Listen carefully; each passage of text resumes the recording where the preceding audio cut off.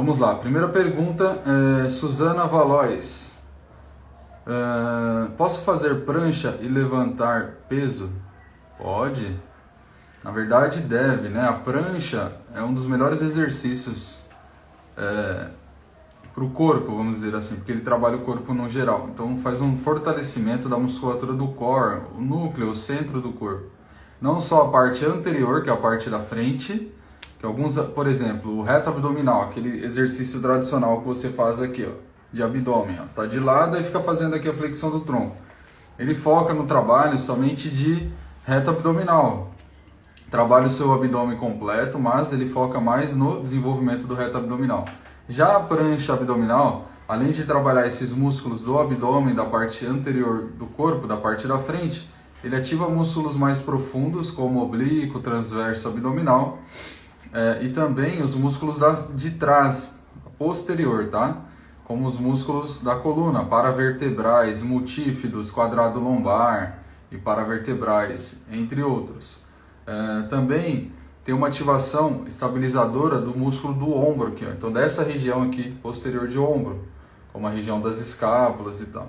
Só que se você é iniciante e você, por exemplo, está com muita dor no ombro, está com muita tensão no pescoço e no trapézio, tal, tem que tomar cuidado, tá? Com a quantidade, tem que tomar cuidado com a forma com que você faz ele. Tem muitas variações, tem um jeito mais simples, menos intenso, e tem um jeito mais complexo, tá? Então é só tomar cuidado com isso. E levantar peso, você pode, mas depende, né? Levantar peso a gente pode levantar de diversas formas. Pode levantar só com o cotovelo, flexionando aqui, ó, para o bíceps. Pode levantar com o braço para ativar o ombro. Pode levantar com foco nas suas pernas. Então depende do que é. Mas que você precisa fazer exercícios de fortalecimento para você melhorar a qualidade de vida. E não somente isso, mas fazer também um trabalho de flexibilidade, entre outros, você precisa, tá? Porque você vai melhorar as funções do seu corpo. Tanto as funções mecânicas, anatômica que eu falo, quanto a fisiológica, que é mais a parte interna hormonal, tá bom? Através do exercício você vai ter essa melhora, tá? Pode ir encaminhando as perguntas aí, pessoal, e eu vou respondendo vocês, tá bom? Professor, qual é o melhor exercício para fazer na academia? Quem fez essa pergunta foi a Normace Soares. Então vamos lá. O melhor exercício para fazer na academia é o exercício que o seu corpo precisa, tá? Então vamos lá. Quando você chega, por exemplo, numa sala de musculação na academia, o professor, o que ele faz? Ele faz uma anamnese, né? Se ele não faz isso, ele deveria fazer, essa é a forma correta. Então ele vai conversar com você. É igual quando você vai no médico. Quando você vai no médico e está com dor, o que o médico faz? Você não chega lá no médico e fala assim, eu quero tomar um remédio para dor. Não, o médico ele vai te avaliar primeiro. Então ele vai entender o que você tem. O que você sente? Primeiro, o que eles fazem? Eles passam pela triagem. Então ele verifica a sua pressão, ele verifica a sua temperatura. Eles fazem algumas perguntas, né? Ele puxa o seu histórico. Depois ele te encaminha para o médico. Então, se é algo genérico, ele vai te encaminhar para um clínico geral. Se for algo ali, por exemplo, uma fratura, alguma coisa do tipo, os hospitais geralmente têm um ortopedista, ele encaminha para o ortopedista. E assim segue, tá?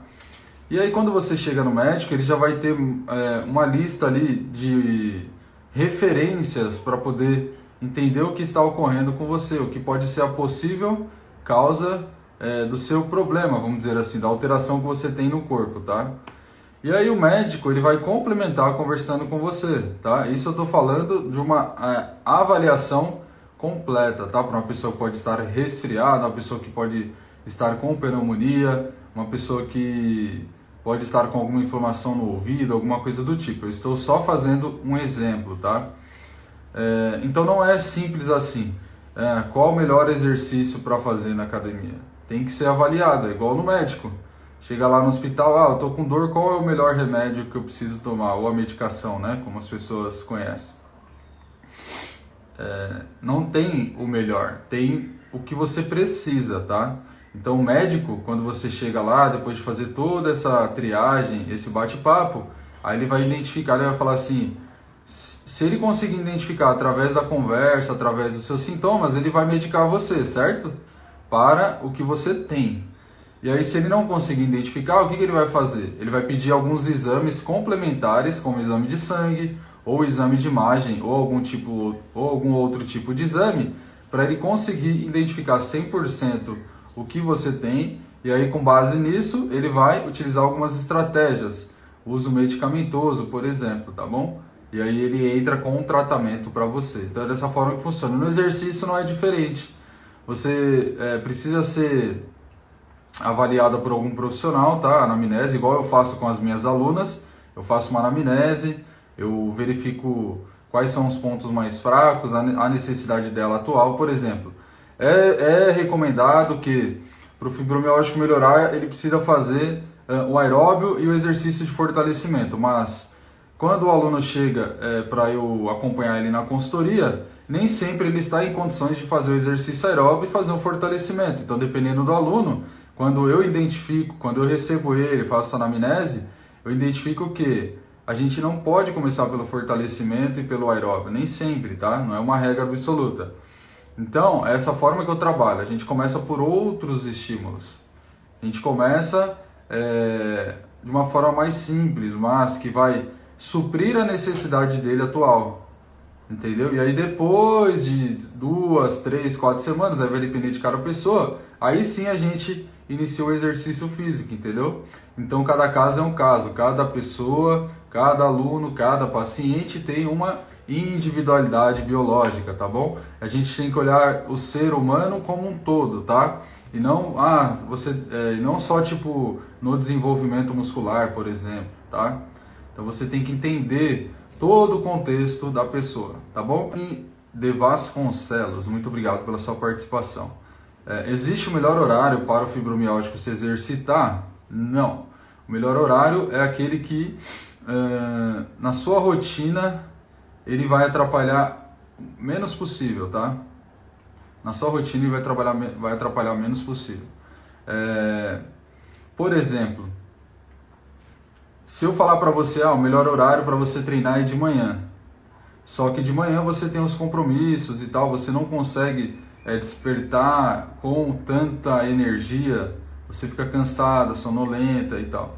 E aí você vai tentar ir contra o que o seu corpo não gosta de fazer, tá?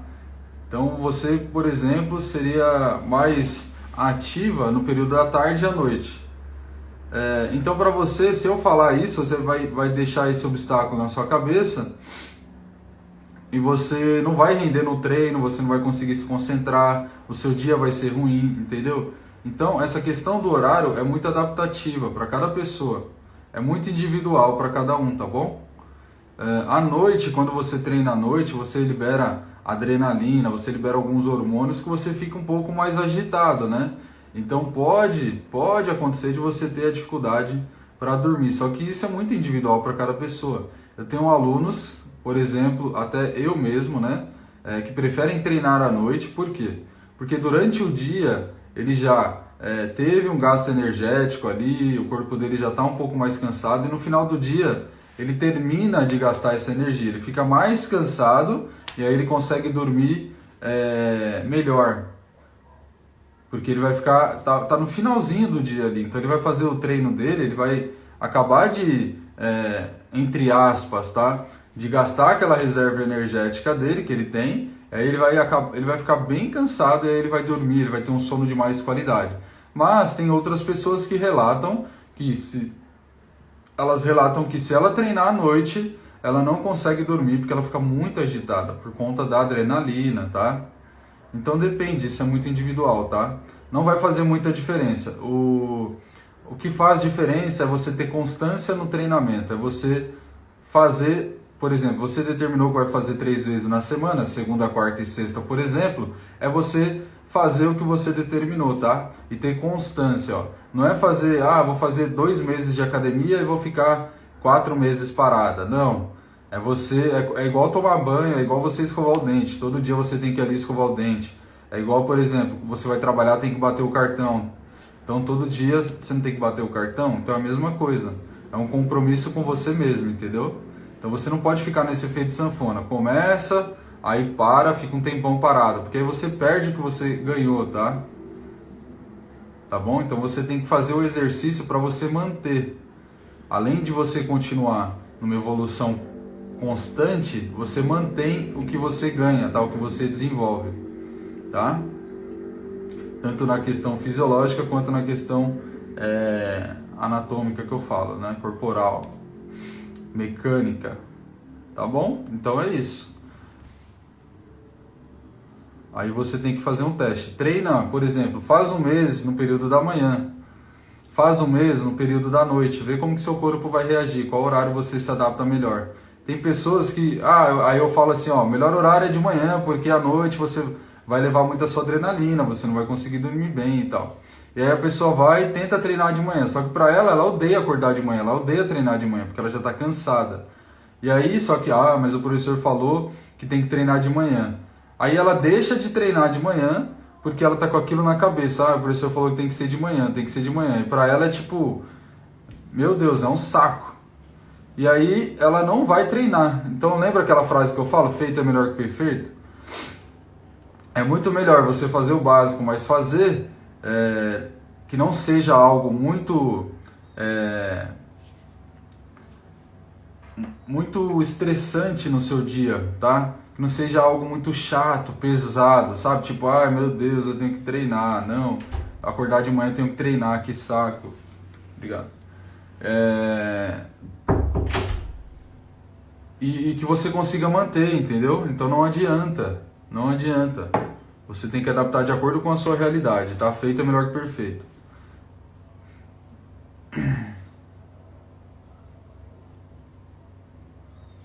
Vamos lá para mais uma pergunta.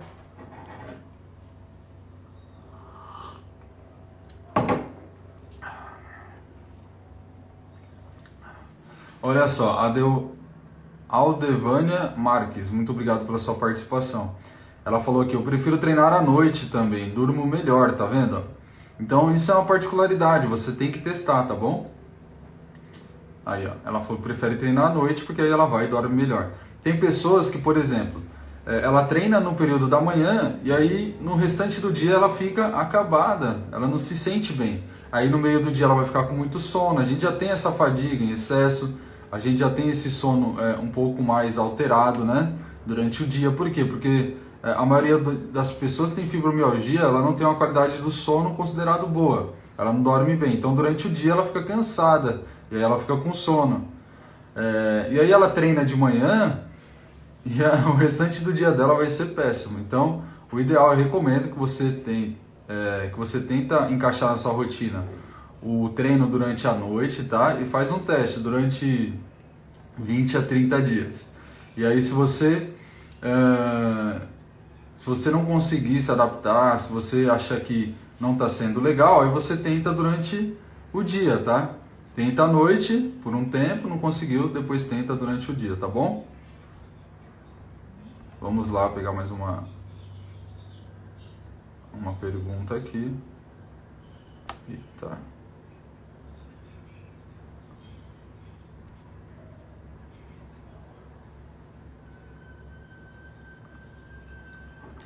Para iniciante, qual é a melhor atividade física? Hoje eu vou falar um pouco mais sobre isso lá na aula especial que vai ter à noite.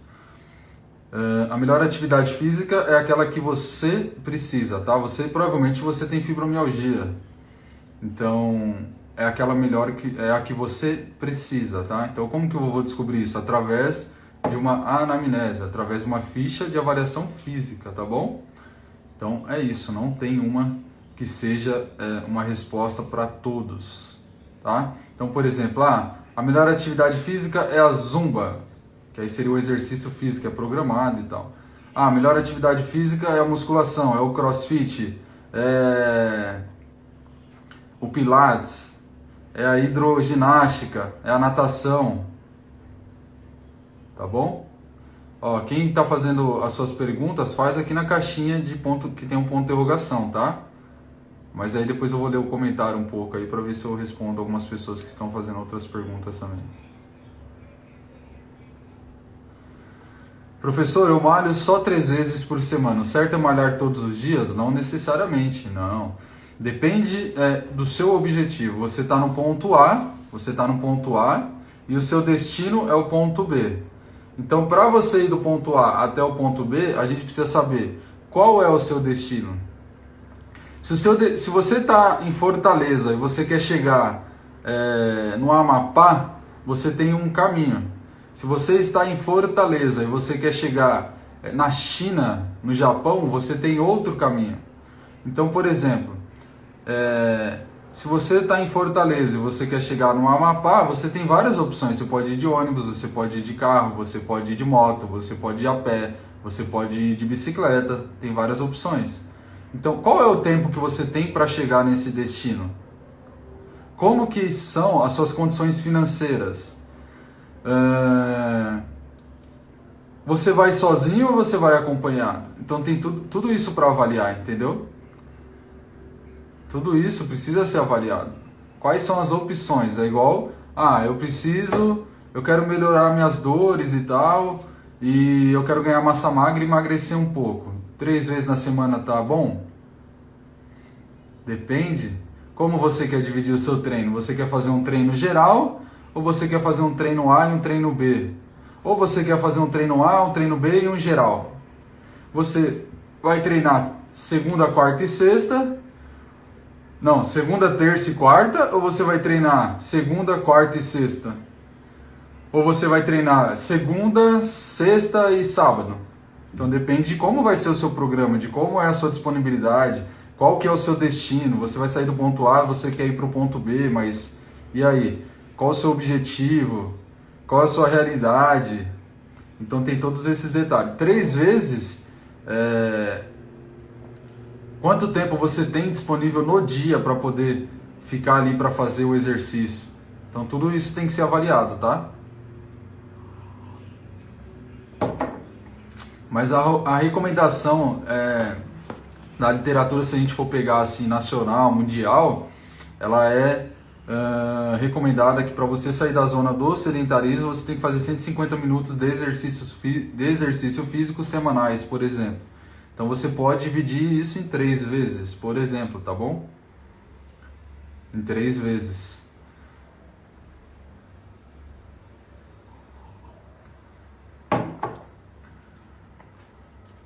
Mas está ótimo, 3 vezes está ótimo. Para você está funcionando? Show de bola, tá? Se não estiver funcionando, aí tem que rever algumas alternativas aí.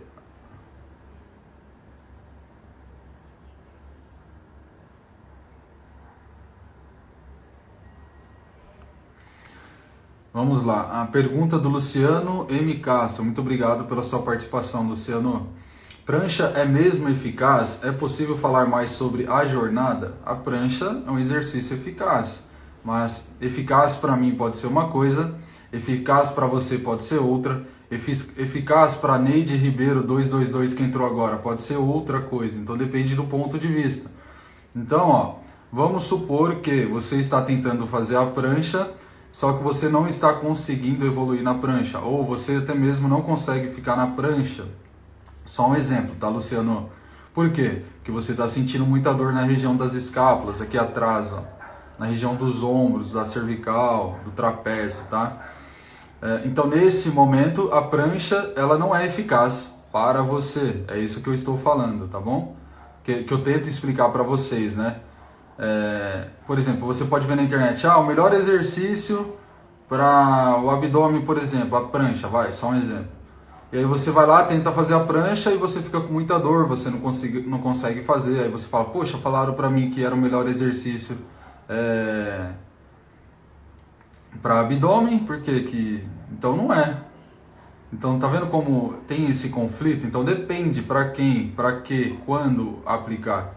Então a gente tem que ter essas perguntas feitas, né?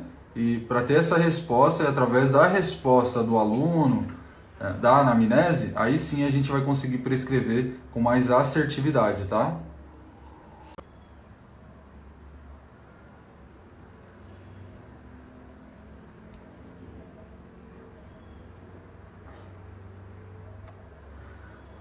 Ó, vamos lá. Pergunta da Mone 1777. Fibromialgia faz engordar ou inchar?